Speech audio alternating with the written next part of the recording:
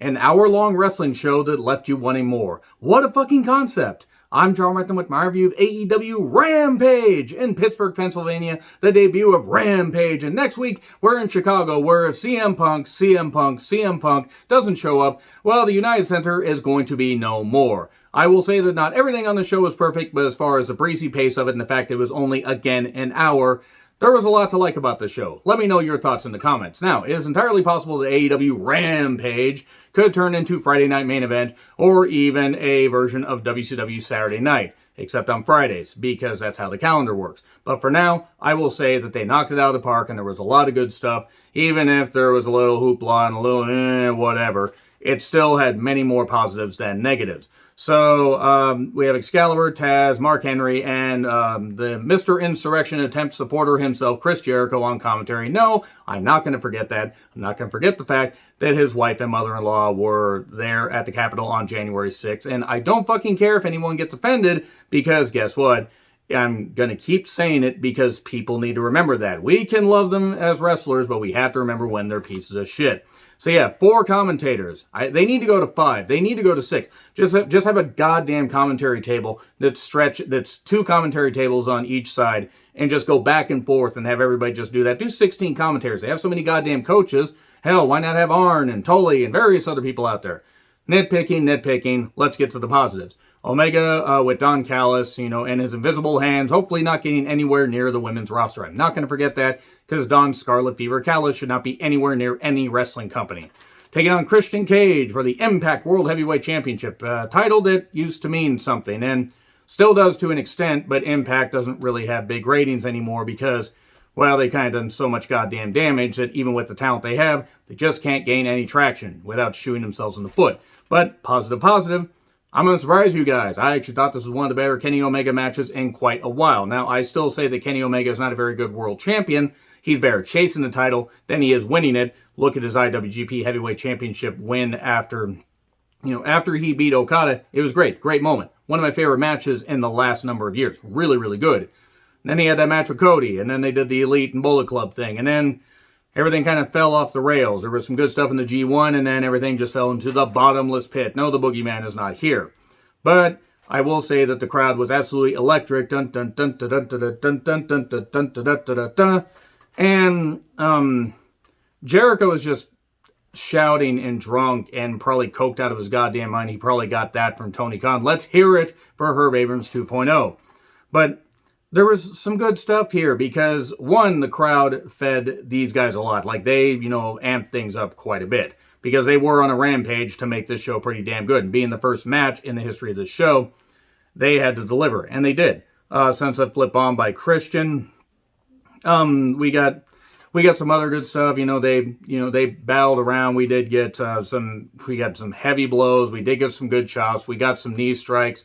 At one point, there was a, pretty vicious V trigger. Maybe it stands for vicious trigger. Maybe it's a chrono. It's probably a chrono trigger reference, I imagine. But we get a knee in the corner. Christian staring up at the spotlight. I'm going to keep referencing that REM song because we're all losing our religion, or maybe our minds. Our minds. That's it.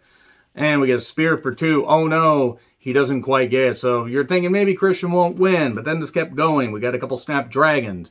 And Christian was selling this stuff well. I don't know if Christian's going to be doing much of anything after another year because concussions took him out of wrestling in 2014. And I seriously doubt that he's as healthy as he was even in 2013. I fear that he's kind of on borrowed time here, but he is doing the best he can. We get, a snap on the ropes. Christian did that where it's like, back of Omega's neck, did that. He hits a frog splash for 2.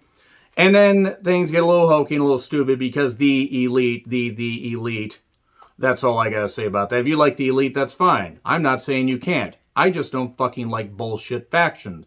Like a lot of the factions in wrestling, I ain't just talking about AEW. Trust me, there's a lot more bullshit factions in all of wrestling.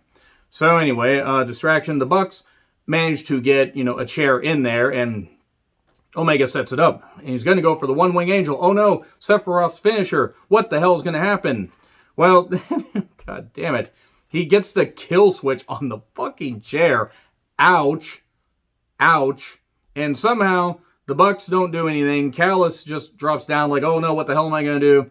And Christian covers 1, 2, 3, new Impact World Heavyweight Champion, 2006 TNA fucked the world, because apparently we decided, well, I mean, maybe we're going to 2007 TNA, you know, when they got away from being part of the NWA and just made themselves the TNA, they made them the TNA World Heavyweight Championship and the TNA X Division Championship and all that. My point is, at least Christian got this moment. Now, is he going to have the title for long? Probably not. I would argue he's probably going to have it for a little bit. I guess he's facing Brian Myers, the former Kurt Hawkins, on a TNA pay-per-view. I assume. I haven't watched a TNA pay-per-view in almost a year, so I don't know. But it'll go back to Impact. They'll do this. The whole belt collector thing that Omega's been doing hasn't really worked. It was a good idea, but he's dealing with a lot of injuries. He was apparently selling his leg afterwards. So hopefully he's going to be all right. Whether I'm a fan of Omega or not, I don't want him to be injured. And if he needs to take time off, if they have him drop the title to Adam Hangman Page at Full Gear, once Page and his wife welcome their child and, you know, he gets to have some time off, then maybe they could write Omega out of the goddamn show and they could write Callis out of the show permanently. But Jurassic Express come down to celebrate, and Scott D'Amore does too because he's an Impact official, and there we go. Then Mark Henry's backstage to interview Christian Cage, and Jungle Boy spraying champagne, much like he does whenever Anna Jay is around. Well, that's needlessly sick, but whatever, I'm going to roll with it.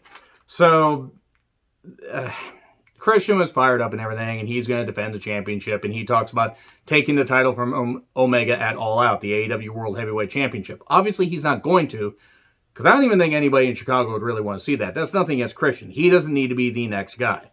And then a Fuego del Sol video package about Miro. If he beats Miro, he earns a contract. He said God's favorite champion will be baptized by fire. Good line. And then he took on Miro, hit a tornado DDT before the bell was rang. Second tornado DDT right after the bell rang. Miro rolled out. Got a third just for two. And then Miro took over with a Samoan or Bulgarian drop that Jericho said that actually wasn't that bad of a line. And then hit a super kick and game over and folded him up and everything. So that's it. He then rips up the contract. We come back. Del Sol's all upset, obviously. And many people, if you're not familiar with watching him on Elevation and Dark, and I guess he's part of Sammy Guevara's vlog, which explains why I haven't really seen it. He does, you know, he actually is very likable, and he was obviously going to get a contract. Does it make sense as far as stipulation? No. But he has shown his worth. Yeah, he's like 1-46 or whatever it is. But yeah, he's won one match. But he's grown on the audience. The audience actually does like him, and he's well-liked backstage. And Tony Khan signed a whole bunch of people. But you know what?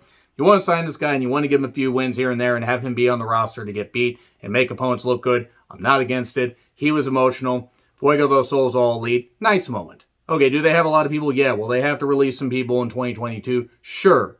But this was a nice moment. I'm not going to shit on it. So, they hype. And by the way, Tony Khan appeared on camera, coked out of his goddamn mind. Man, I just said, God damn it.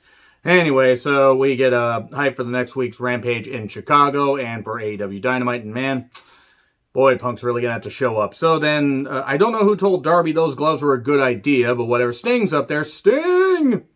And then, Mark does a split-screen interview with Red Velvet and Britt about this match. Boos for Red Velvet. So many goddamn boos. My God, so many boos for Red Velvet.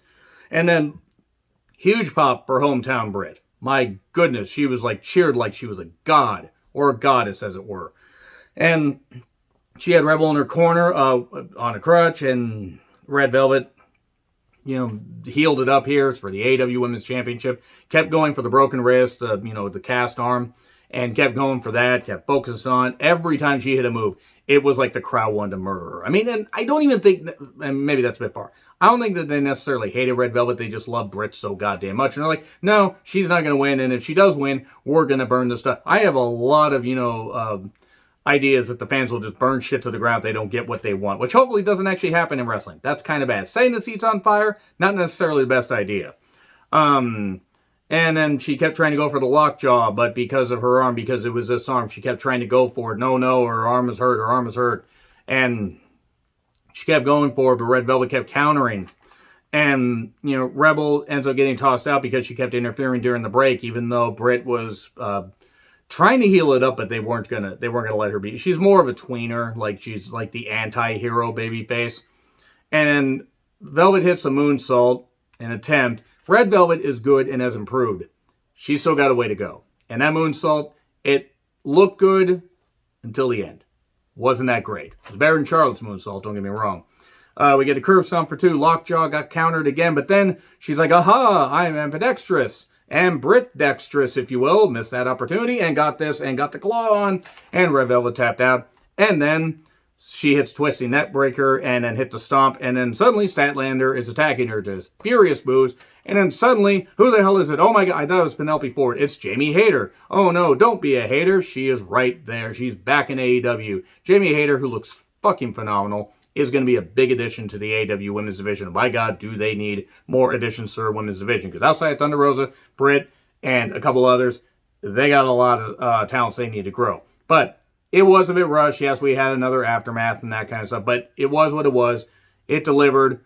And am I going to say every episode of Rampage is going to be like that? No. But hopefully they continue to utilize this format. Maybe have a few showcases. Give us reasons to care. Don't overdo it on the matches. And we'll see what happens. Let me know your thoughts in the comments. Like, share, subscribe, Twitter handle in the description. I'm John Ritlin. I'll see you soon.